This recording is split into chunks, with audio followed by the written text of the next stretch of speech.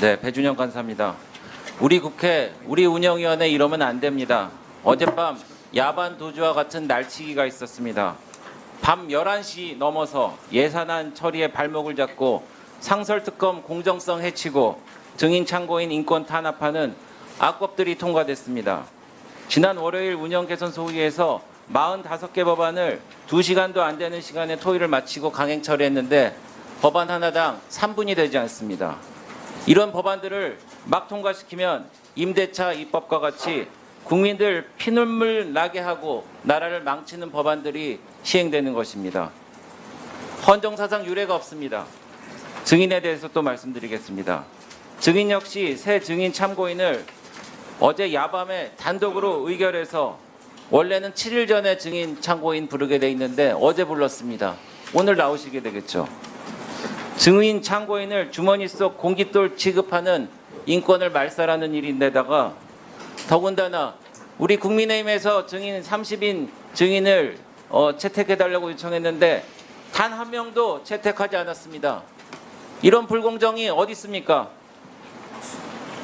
오늘도 많은 증인들이 오시는데 어제 인권위에서 야당 의원님들이 증인을 대해서 범죄자다, 고교 수준의 문해력도 없다 이렇게 비방하고 폄훼했습니다. 이렇게 하면 안 됩니다. 그래서 위원장님께서는 이런 상황에 대해서 재발 방지를 강력하게 촉구해 주시기를 요구합니다. 이상입니다. 네, 수고하셨습니다. 다음은 박성준 간사님 의사 진행 발언 있겠습니다. 네, 윤석열 정권 이제 3년 차에 대한 국정감사 아니겠습니까? 여당에서 증인 신청을 한 분들 보면요, 지금이 여전히 문재인 정권이에요. 문재인 정권 3년 차에 대한 국정감사를 진행하고자 하자는 증인 채택을 했기 때문에 당연히 야당은 받아들일 수 없는 것이죠.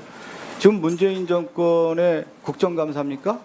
윤석열 정권의 국정감사 아니에요.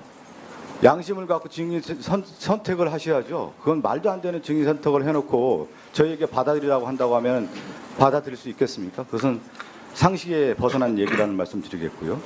어제 28일 운영 소위를 하고 어제 운영위 전체 회의를 통해서 통과된 법 3가지를 보면은 아주 의미 있는 거죠. 이번에 국정감사를 하면서 윤석열 정권 들어서서 자료 제출이라든가 증인 출석이라든가 거짓말이라든가 이런 문제가 워낙 큰 문제이기 때문에 국회의 입법권을 바로 세운다라고 하는 부분에 있어서의 국회 증언감정법을 개정을 해서 이것을 바로 세우겠다라고 하는 법안을 저희가 통과시켰던 거고요.